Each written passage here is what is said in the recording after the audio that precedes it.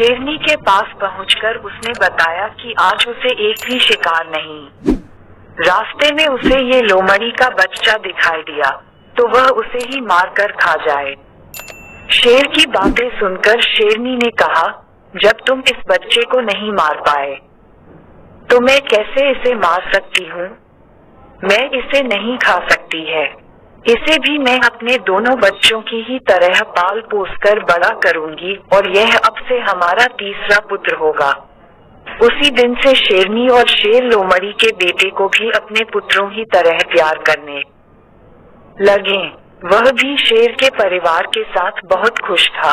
उन्हीं के साथ खेलता कूदता और बड़ा होने लगा। तीनों ही बच्चों को लगता था कि वह सारे ही शेर हैं। जब वह तीनों कुछ और बड़े हुए तो खेलने के लिए जंगल में जाने लगे। एक दिन उन्होंने वहां पर एक हाथी को देखा। शेर को दोनों बच्चे उस हाथी के पीछे शिकार के लिए लग गए। वहीं लोमड़ी का बच्चा डर के मारे उन्हें ऐसा करने से मना कर रहा था, लेकिन शेर के दोनों बच्चों ने लोमड़ी के बच्चे की बात नहीं मानी और हाथी के पीछे लगे रहे और लोमड़ी का बच्चा वापस घर पर शेरनी माँ के पास आ गया। कुछ देर बाद जब शेरनी के दोनों बच्चे भी वापस आए तो उन्होंने जंगल वाली बात अपनी माँ को बताई। उन्होंने बताया कि वह हाथी के पीछे गए, लेकिन उनका तीसरा भाई डर कर घर वापस भाग आया। इसे सुनकर लोमड़ी का बच्चा गुस्सा हो गया। उसने गुस्से में कहा कि तुम दोनों जो खुद को बहादुर बता रहे हो, मैं तुम दोनों को पटकर जमीन पर गिरा सकता हूँ। लोमड़ी के बच्चे की सुनकर शेरनी ने उसे समझाया कि उसे अपने भाइयों से इस तरह की बात नहीं करनी चाहिए। उसके भाई झूठ नहीं बोल रहे, बल्कि वे दोनों सच ही बता रहे हैं। शेरनी की बात भी लोमड़ी के बच्चों को अच्छी नहीं लगी। गुस्से में उसने कहा, तो क्या आपको भी लगता है कि मैं डरपोक हूँ और हाथी को देखकर डर गया था? लोमड़ी के बच्चे की इस बात को सुनकर शेरनी उसे अकेले में ले गई और उसे उसके लोमड़ी होने का सच बताया।